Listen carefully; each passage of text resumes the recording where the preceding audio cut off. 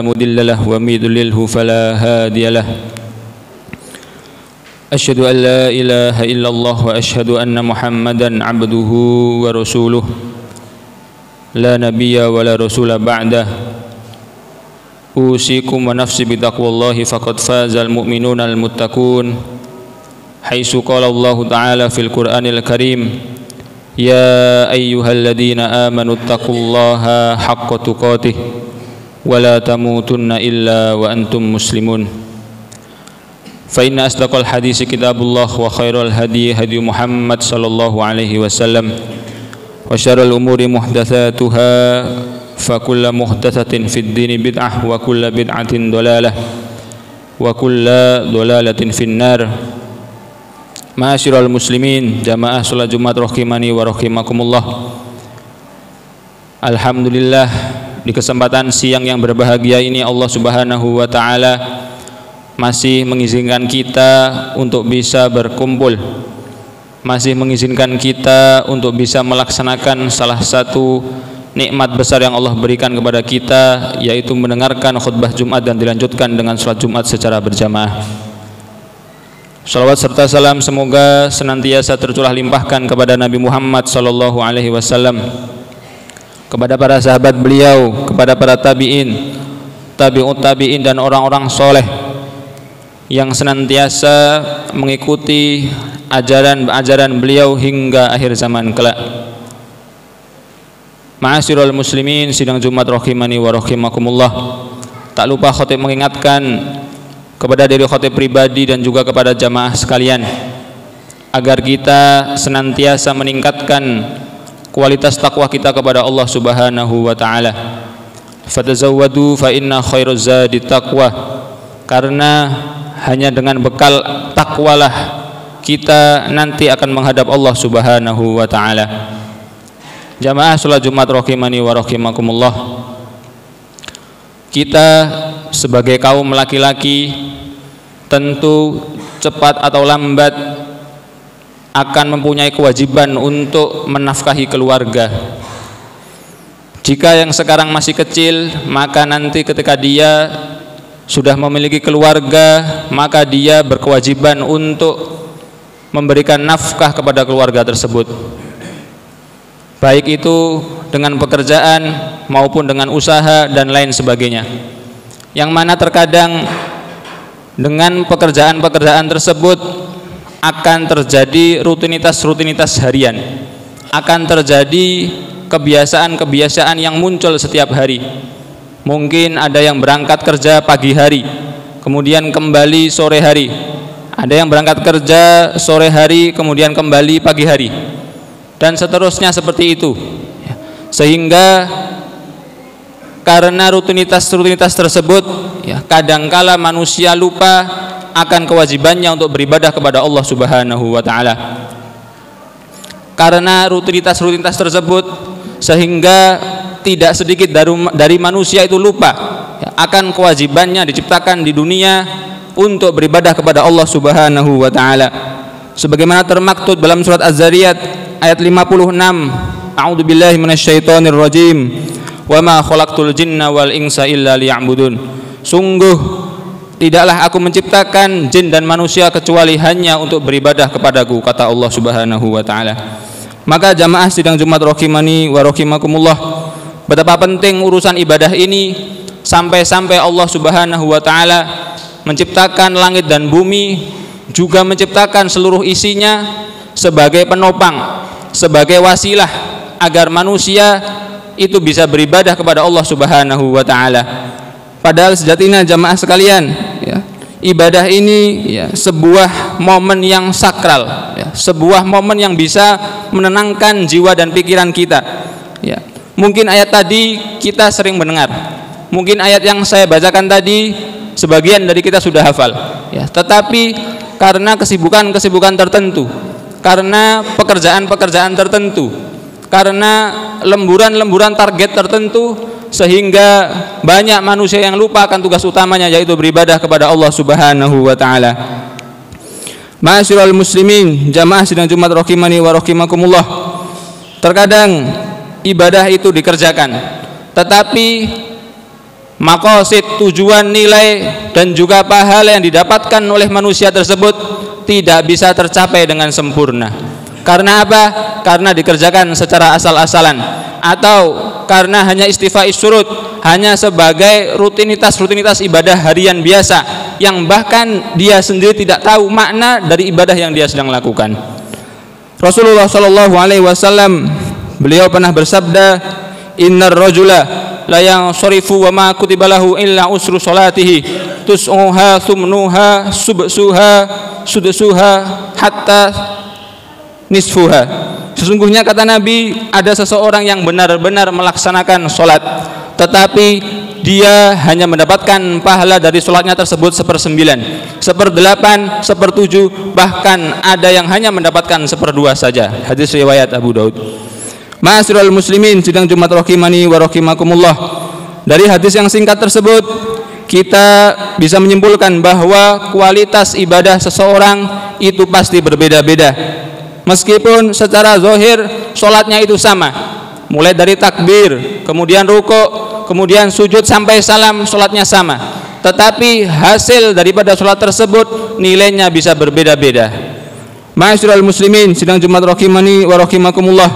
Maka semakin khusyuk dan sempurna, maka semakin banyak kesempatan pahala yang dapat diraih. Karena itu Rasulullah SAW beliau pernah memberikan sebuah hadiah berupa doa kepada Mu'adz bin Jabal dalam sebuah hadis. Rasulullah SAW bersabda, "Ya Mu'adz, inni uhibbuka." Faqala, "Usika ya Mu'adz, la tada'anni fi duburi kulli sholatin taqul Allahumma a'inni ala dzikrika wa syukrika wa husni ibadatik." Wahai Mu'adz, sesungguhnya aku mencintaimu, kata Rasulullah SAW. Kemudian Rasulullah melanjutkan dengan wasiatnya, aku berpesan kepadamu wahai Mu'adz, janganlah engkau meninggalkan setiap selesai sholat untuk membaca doa Allahumma a'inni ala dzikrika wa syukrika wa husni ibadatik. Ya Allah, semoga engkau memberikan pertolongan kepada kami dan bisa selalu mengingat dzikir kepadamu, bersyukur kepadamu dan juga beribadah baik kepadamu. Hadis riwayat Abu Daud. Jamaah salat Jumat rahimani wa rahimakumullah. Maka ibadah yang sempurna tentu ibadah yang baik dan juga diterima di sisi Allah Subhanahu wa taala. Sebagai hamba tentu sudah pantas, tentu sangat layak untuk memaksimalkan kualitas ibadah kita untuk Allah Subhanahu wa taala. Karena ketika kita memperhatikan ibadah-ibadah kita, ketika kita berhati-hati dalam melaksanakan ibadah kita, itu sangat berpengaruh dengan nilai hasil daripada ibadah kita itu sendiri. Dalam sebuah hadis Rasulullah sallallahu alaihi wasallam beliau bersabda, "Innallaha ta'ala yuhibbu idza amila ahadukum amalan ayyutkinahu." Bahwasanya Allah Subhanahu wa taala beliau menyukai seorang hamba yang mana ketika dia mengerjakan suatu amalan itu dikerjakan dengan terus-menerus, dikerjakan dengan tekun, dikerjakan dengan istiqomah, serta dikerjakan dengan penuh kesungguhan. Maka dari itu jamaah sekalian, sangat penting bagi kita untuk mengetahui apa saja tolak ukur untuk menggapai kesempurnaan ibadah. Di antaranya yang pertama jamaah sekalian, hendaknya ibadah itu dilaksanakan dengan ikhlas dan juga mutaba'ah. Maka dua hal ini merupakan sebuah syarat yang harus diwujudkan.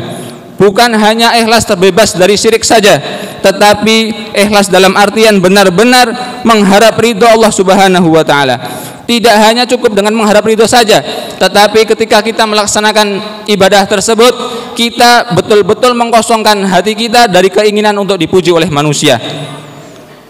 Sedangkan mutabah jamaah sekalian adalah menunaikan ibadah sesuai dengan petunjuk yang Rasulullah SAW ajarkan kepada kita.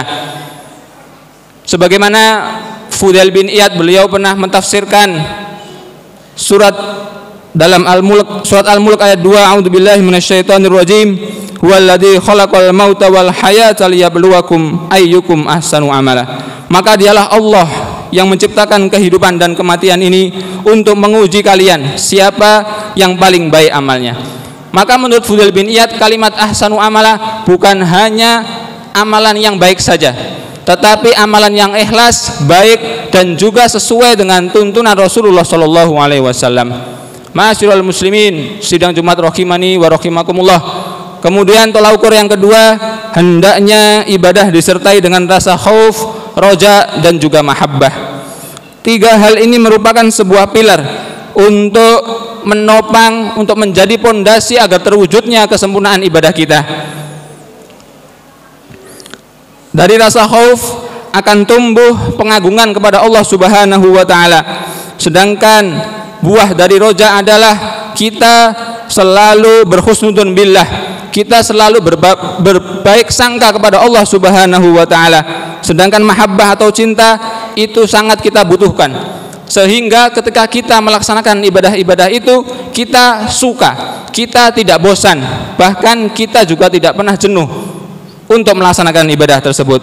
Allah Subhanahu wa taala berfirman di dalam surat Al-Isra ayat 57, A'udzubillahi minasyaitonir rajim wa yarjuna rahmatahu wa yakhafuna 'adzabah. Mereka mengharapkan rahmatnya Allah dan takut akan azabnya Allah. Maka dari itu jamaah sidang Jumat rahimani wa rahimakumullah, setiap kali kita hendak mengerjakan ibadah-ibadah tertentu, setiap kali kita hendak mengerjakan amalan-amalan tertentu, pastikan tiga pondasi ini bisa untuk kita miliki sebelum melaksanakan ibadah tersebut. Cara untuk menumbuhkan khauf yakni dengan cara kita selalu mengingat ancaman-ancaman atau akibat-akibat dari ketika kita meninggalkan ibadah tersebut. Sedangkan cara untuk menumbuhkan roja yakni dengan cara kita mengingat fadilah, kita mengingat keutamaan, kita mengingat hadiah-hadiah apa yang nanti Allah janjikan kepada kita ketika kita melaksanakan ibadah tersebut.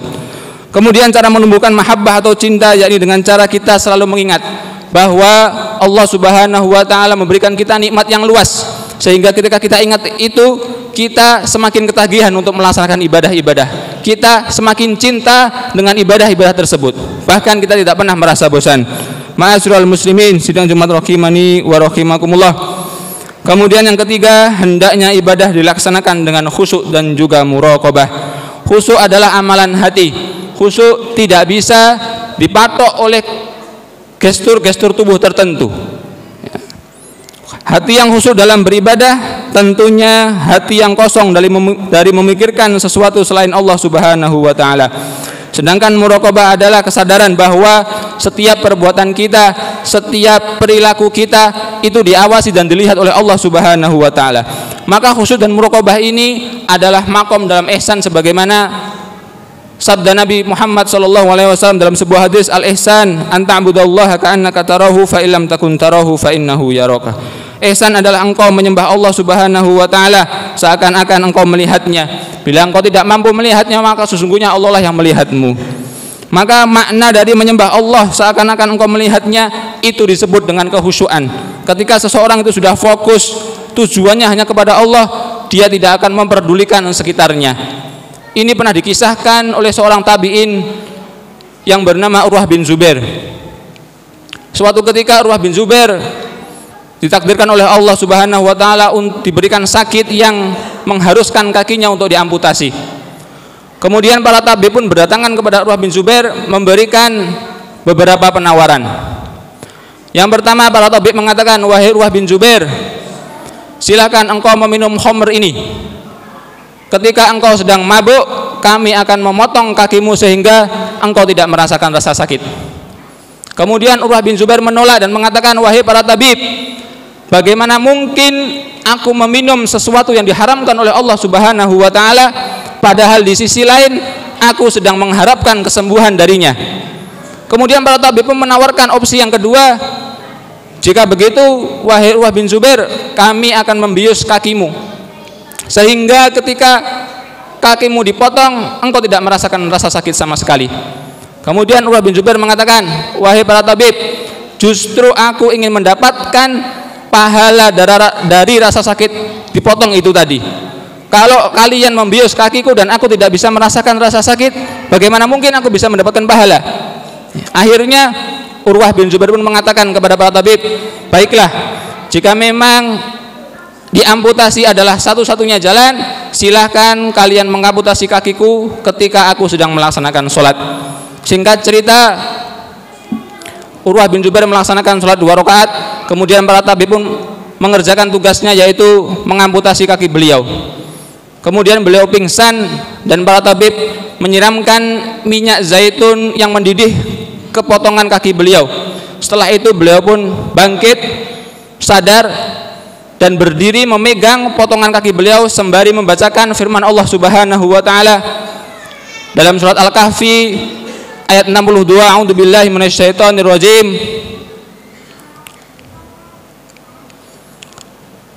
Yang terjemahannya kurang lebih, sungguh kami telah letih atas perjalanan kami ini. Ma'asyiral muslimin, sidang Jumat rahimani wa rahimakumullah. Itulah cerita singkat dari seorang tabi'in yang bernama Uwah bin Zubair ketika beliau bisa menjadikan sholat sebagai obat bius ketika beliau sedang sakit. Itu adalah salah satu contoh dari khusyuknya para tabi'in ketika melaksanakan sebuah ibadah. Ma'asyiral muslimin, sidang Jumat rahimani wa rahimakumullah. Kemudian makna dari bila engkau tak mampu melihat Allah, maka Allah lah yang melihatmu. Ini adalah sebuah ilmu dan keyakinan bahwa ketika kita sadar, ketika kita tahu bahwa Allah Subhanahu wa taala melihat kita di sekeliling kita, di depan kita, di belakang kita dan lain sebagainya, tentu kita akan melaksanakan ibadah tersebut dengan maksimal. Tidak mungkin ketika kita merasa diawasi tetapi kita malah bercanda, kemudian kita malah bermain-main dengan ibadah tersebut. Ya. Maka ini menjadi syarat mutlak agar ibadah kita bisa menggapai target atau mencapai puncak dalam kesempurnaan. Jamaah sidang Jumat rahimani wa rahimakumullah. Aqulu qauli hadza wa astaghfirullahu li wa lakum wa lisairil muslimina min kulli dhanbin fastaghfiruhu innahu wal ghafurur rahim.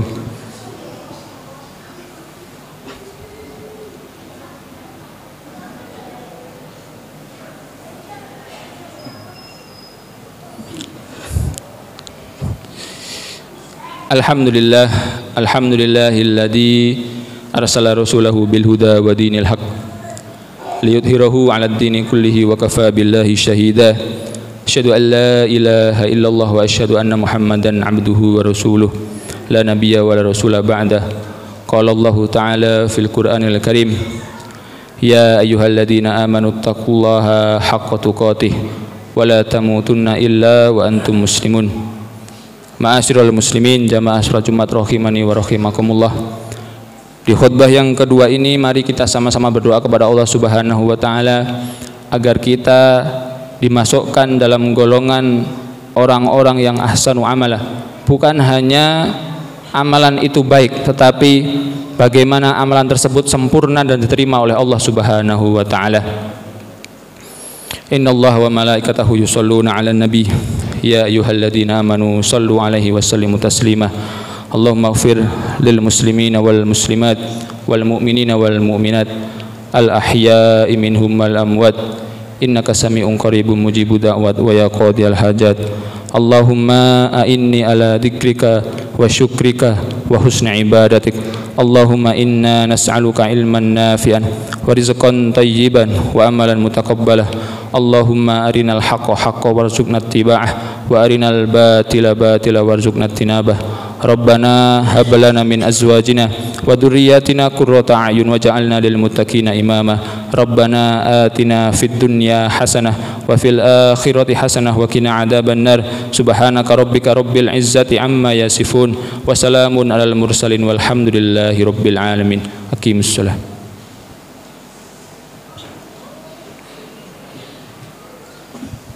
Allahu akbar, Allahu akbar. Asyhadu an la ilaha illallah.